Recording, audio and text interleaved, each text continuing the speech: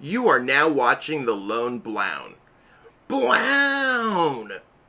Yo, what's poppin' YouTube? You're back here at the Lone Blown channel. Welcome back, and today we're going to be going over Eternatus VMAX. Eternatus VMAX is one of the coolest cards we have coming from the Darkness Ablaze sets. Why is it so cool? Because its ability Infinity Zone allows you to have up to 8 Dark Pokemon on your bench. You can't play any other kinds of cards, so no Dedenes, nothing like that on the bench, no Marshadows, but you can have 8 Dark Pokemon on your bench. Its attack, Dread End, doing 30 damage for each Dark Pokemon you have in play, can swing as high as 270 damage on the second turn of the game. This concept's absolutely busted. I know there's a lot of people who are like, does this card live up to the hype? Is this deck real? Yada yada yada. Look at something like Dragapult VMAX. Dragapult VMAX, it's doing 130 damage for 2 energies, so the same thing as Eternatus VMAX, and you get to snipe 5 on the bench. So 130 plus 5 is 180. So we're doing a whole other 90 damage. Sure, it's not targeted, but in a format where VMAXs are actually thriving, we're probably going to need to up our damage count a little bit, and at 340 HP, and with the busted ability Infinity Zone, this deck is kind of where it's at right now. It's kind of the gatekeeper towards this new team up to Darkness Ablaze format. Can you hit the numbers? Can you deal with Eternatus VMAX? Regardless of whatever you think, this is where my list is going to be at. Share my list with you in just a moment, or you could go check out the description if you want to see what the copy and paste list is. It's not available on PTCGO yet, but if you want to just know exactly what the list is, feel free to take a screenshot there. Totally appreciate it. And while you're at it as well, feel free to give the video a follow. Just give it a subscribe. You could follow the channel along for more stuff and like the video as well. Alright, jumping into the deck profile, we're going to start off with Eternatus V. So in order to evolve into Eternatus VMAX, we need to evolve into Eternatus. We need to start with Eternatus V. Eternatus V has 220 HP, pretty normal. Colorless energy, 30 damage. You can attach a dark energy from your hand to one of your bench Pokemon. Arguably, it's one of your better attacks on the first turn. But you want to go first with this deck, so you don't necessarily want to attack. As much as in an ideal world, you want to go Power Excel to get a second one powered up, it's not always going to work out like that. It is a good consistency crutch if you do start second to your opponents. Dynamax Cannon's interesting. This deck does play Weavile-GX, so it is possible for us to use Dynamax Cannon. I just don't see a world where we're going to be doing 240 damage if we can't, like, when we have the option to Dread End with Eternatus VMAX for 270. I mean, if our opponent has something that limits our bench, or if we're out of Pokemon to play down, or something, I could see if we missed. So it's a good fallback option, but it's not normally a solid attack. Do keep it in mind, though, situations like that will come up from time to time. So we got 4 of those. We got 3 copies of Eternatus VMAX. So this is kind of the whole reason why this deck exists. Went over it a little bit. 340 HP, which is absolutely tanky. There's no other way to put it. Like 340 HP, your opponent's going to be hard pressed to knock this out in one hit. And if they do, they're probably going to have a 3 prize card Pokemon or have to go through some kind of ordeal to make it all happen. 340 damage is not common. It was already difficult enough last format to knock out tag team Pokemon with 270, 280-ish HP. It's extremely difficult to knock out an additional 60, 70 HP on top of that. So think of it when you're at your absolute ends. This deck is going to be hard to knock out. Infinity Zone, having up to 8 Dark Pokemon on your bench. Can't play any other types of Pokemon. In one of my earlier builds of this deck, I did have a Weavile from Cosmic Eclipse to break the Infinity Zone. From what I was told by my friends, that concept doesn't work. I know we're looking with a translation here. So I'm waiting for the English card to be released to make sure that the interaction doesn't work. If it does, I probably would include a Weavile in here.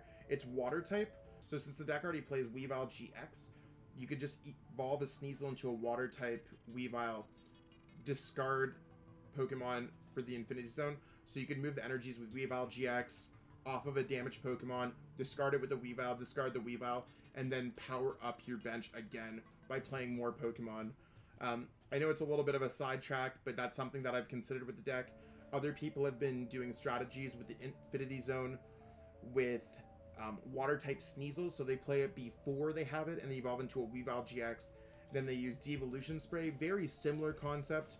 So if you are looking for something nifty, I do know that the Sneasel water-type one works. You just have to make sure you get the Sneasel down before you hit the limits of Infinity Zone, because you're still allowed to have up to 5 Pokemon in play that are non-dark, but you can't add anything. They have to all be dark at some point.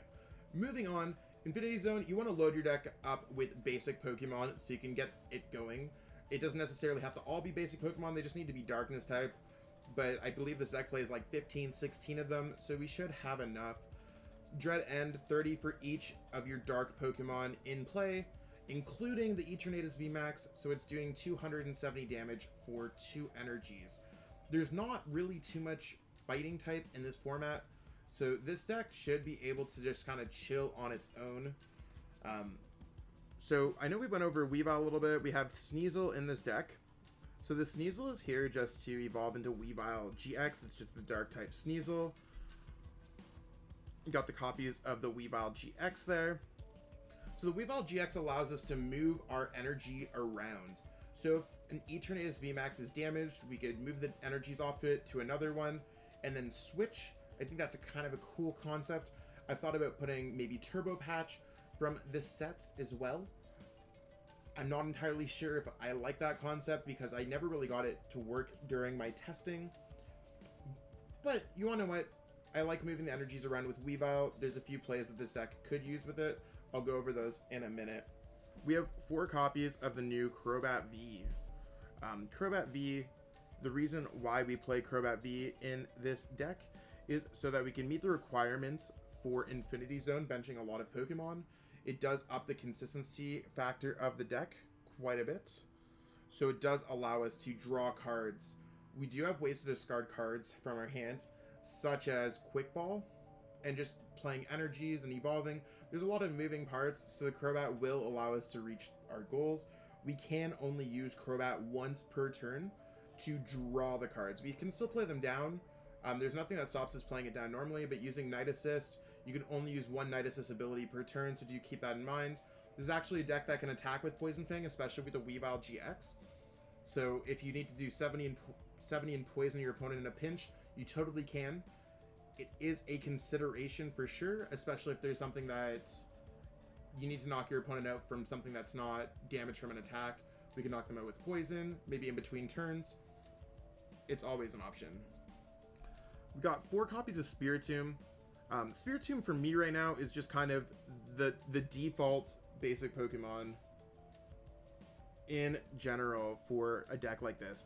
It's not really high on the HP factor, but it does do enough damage where you can utilize it as a single prize card deck. So I like how this deck is multi-layered, where you have a 2 prize card Pokemon.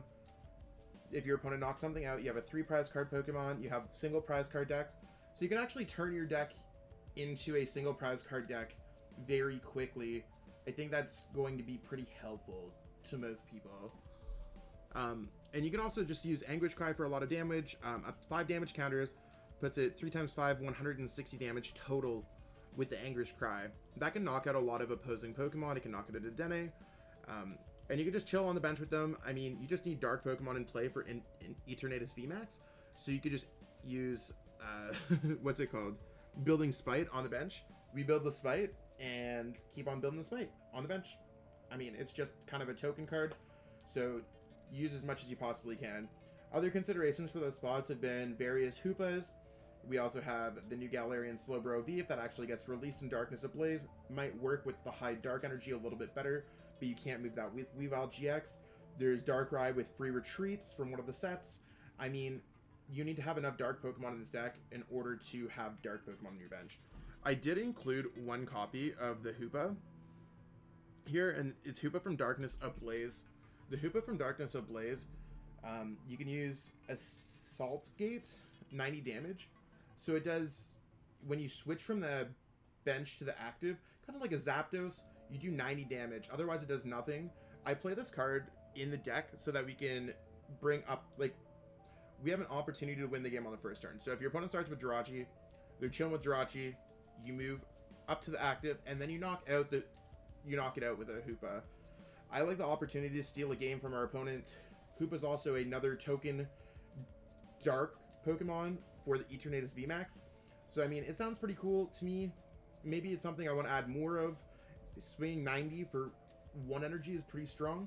Spiritomb in the long run is better, but it depends if there's enough spread or anything going on in the metagame. So, this is what we got for our Pokemon lineup. I mean, you can see that there's a lot of Pokemon.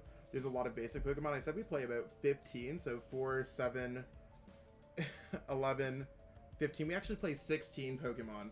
So, kind of enough for us to get off the 8 Pokemon on our bench twice. I want to have enough variety to make sure that we get the Pokemon that we want, things like that. We might not want to have too many Crobats depending on the metagame, but whatever, that's what we got.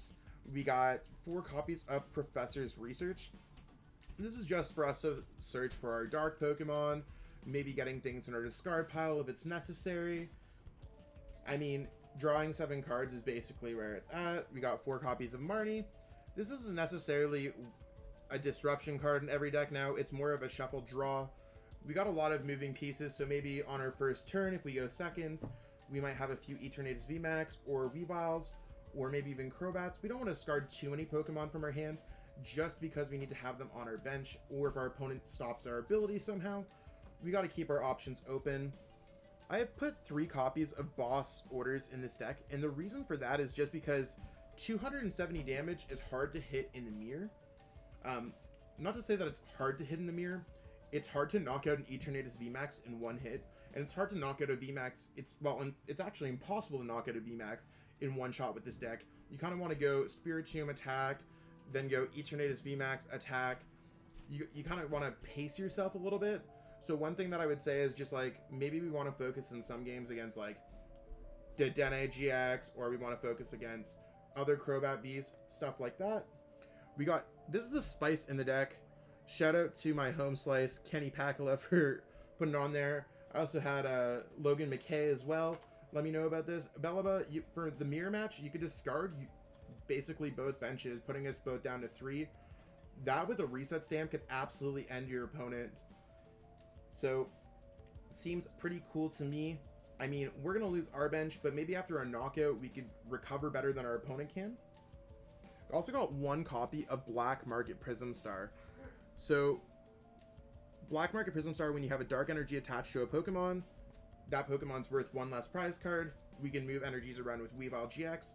So, Spiritomb could be a 0 prize card Pokemon. This could be a 2 prize card Pokemon. You kind of want to make this stay in play till the late game. Chaotic Swell might be interesting in this deck. It's a card that I'd consider. Still working on this deck because I don't think we necessarily have the most correct build yet. We have 4 copies of Quick Ball. Quick Ball is just to make sure that we can search out our Pokemon for, just in general, first and foremost, but to make sure we have the Pokemon in play for Eternatus VMAX, to use Dread End. Same thing with Pokemon Communication. We have enough Pokemon in this deck where we could easily search out whatever we want with Pokemon Communication. We have more Pokemon than many other decks. A lot of decks are just 16 Pokemon. In general, we have 21, which is so many. Got 4 copies of Switch. The reason why we have Switch is because instead of high dark energy is because it doesn't move. You can't move high dark energy with Weavile-GX. So that's something to consider when you're moving energies around. So I think that's kind of cool. Reset Stamp. Like I said, with the Bellelba, just late game knockout with the Black Market Prism Star in play. Reset Stamp can absolutely steal games. That's our opportunity. Ordinary Rod. This is for us to recover after a Bellelba, so it sounds pretty cool. Or if we have to discard anything, I mean, Ordinary Rod seems good for a deck that manipulates the bench. Last but not least, we do have 10 copies of Dark Energies. The Dark Energies is something that I've struggled with on how many we should include within the deck, considering Dragapult plays upwards, like they play 9 with a couple copies of Energy Spinners, and they play Jirachi. It worries me a little bit, but that's what we got going on with the deck. I mean, we'll see if the Dark Energies works out. If you have any suggestions for this deck, feel free to let us know in the comments below. But beyond that, this is a pretty solid start to Eternatus VMAX. It's going to be pretty popular in Darkness Ablaze, so we'll see how it goes overall. Thanks so much for watching up until this point. continue to watch on the channel. I absolutely would appreciate that. I mean, I've been a YouTuber for a while, but this is my first endeavor as my own personal YouTuber, and I would appreciate all the support as possible. I'll totally make it worthwhile for everyone here. Thanks so much for watching, everyone. Have yourself a great one. Really hope that you enjoyed watching that video. I totally enjoyed making it. If you enjoyed it, be sure to like the video, share the video with everyone that you know, and subscribe to the channel as well. Totally appreciate all the support. We got a lot of cool things happening on the channel, so stay tuned for more. Be sure to check out the social links in the description. Thanks and have yourself a great one.